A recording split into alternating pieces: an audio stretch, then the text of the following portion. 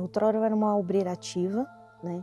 Eu era uma pessoa da qual tinha disposição para estar ajudando outras pessoas. Eu ajudava na igreja, era como se fosse o braço direito do pastor. Sempre quando chegava uma pessoa nova, eu me colocava lá à disposição, ia até aquela pessoa para estar ajudando ela, para estar atendendo ela. Até que em um determinado momento, né, dessa fase da minha vida, eu tirei Deus do primeiro lugar. Eu comecei a desviar o meu foco. Aí eu comecei a priorizar a minha vida profissional. Então eu comecei a investir nos meus estudos, comecei a estudar à noite, trabalhava no período pela manhã, e nisso eu comecei, depois eu oro, depois eu jejuo, depois eu leio a Bíblia, sempre depois, sempre procrastinando. E com isso acabei me esfriando, deixei de priorizar a minha intimidade com Deus, não orava mais, não jejuava mais, fui me enfraquecendo, até que em um determinado momento houve uma injustiça. Só que não foi essa situação que me fez sair da igreja. Ela evidenciou a forma espiritual que eu estava, porque eu havia desprezado a Deus, eu havia desprezado o primeiro amor. Então ali naquele momento foi a justificativa que eu falei assim, pronto, agora era isso que eu precisava para estar saindo da igreja.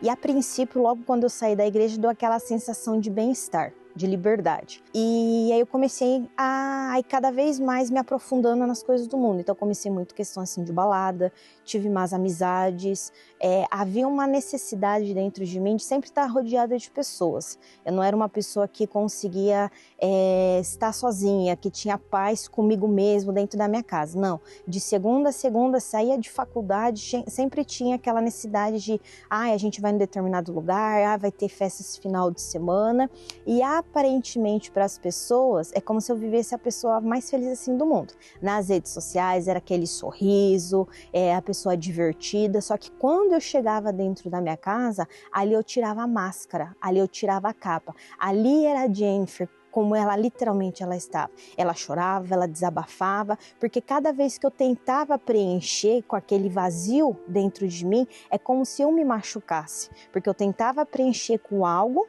só que só Deus ele podia estar preenchendo, e aquelas experiências que até então eu procurava com pessoas, amizades, relacionamento, na verdade só me causava dor, sofrimento. E chegou um momento, numa determinada festa, que eu até então tinha ido no aniversário, chegaram amigos dos convidados lá, né, voltado assim para a parte do crime, e aí começaram com aquelas brincadeiras de roleta russa, de girar a arma e lançar um desafio para a pessoa.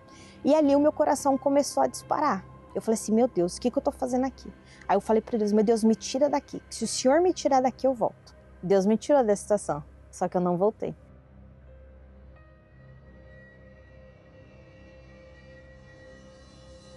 Até que teve um determinado dia, da qual eu não estava me sentindo bem, procurei um hospital para até então ser medicada e conseguir aproveitar o final de semana. E nisso eu recebi um diagnóstico do médico, falou assim, você não vai poder sair daqui. E desde então fui para a UTI, né?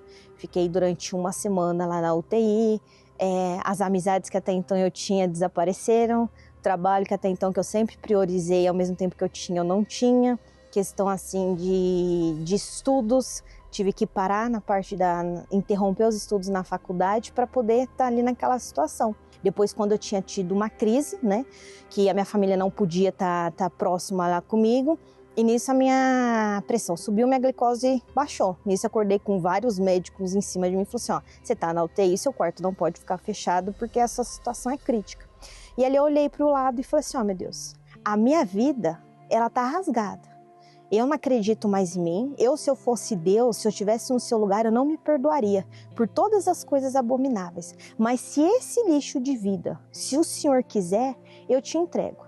Mas se o Senhor não quiser também, o Senhor me leva de uma vez, porque eu sei que eu vou para o inferno.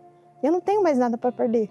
Tudo aquilo que um dia eu quis, na verdade só me causou dor, sofrimento. E passaram-se 3 dias. 3 dias eu tive alta. Só que antes de eu ir para minha casa, eu pedi para minha mãe, para na igreja. Ela parou na igreja. Eu procurei o pastor e falei assim, pastor, eu quero me batizar. Na ocasião, o batistério estava em reforma. Eu falei, não tem problema, pastor. O meu batismo ele foi no estacionamento com uma bacia. Mas não é porque ele foi naquela situação, mas porque houve sinceridade e a partir dali houve uma transformação dentro de mim. Eu até então achava que quando eu voltasse para a igreja, as pessoas elas iam me julgar, elas iam me condenar. Ah, mas por que você fez isso, você fez aquilo? Não. Aqui eu fui recebida de braços abertos. E em novembro eu me batizei nas águas, deixei as amizades, deixei tudo aquilo que me afastava de Deus, mas não foi nenhuma imposição de ninguém, ninguém me obrigou, não, foi o próprio Deus que me pediu. E em fevereiro eu recebi o Espírito Santo.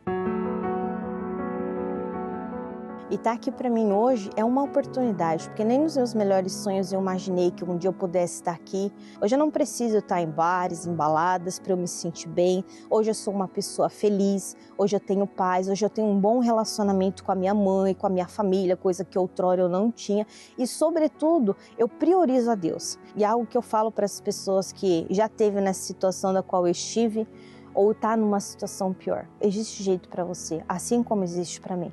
Em nenhum momento você foi desprezado, você foi esquecido por Deus. Pelo contrário, Jesus ele veio aqui para salvar, não para te julgar. Então não importa da forma como você está, não importa como foi seu passado, o que você fez, o que você deixou de fazer.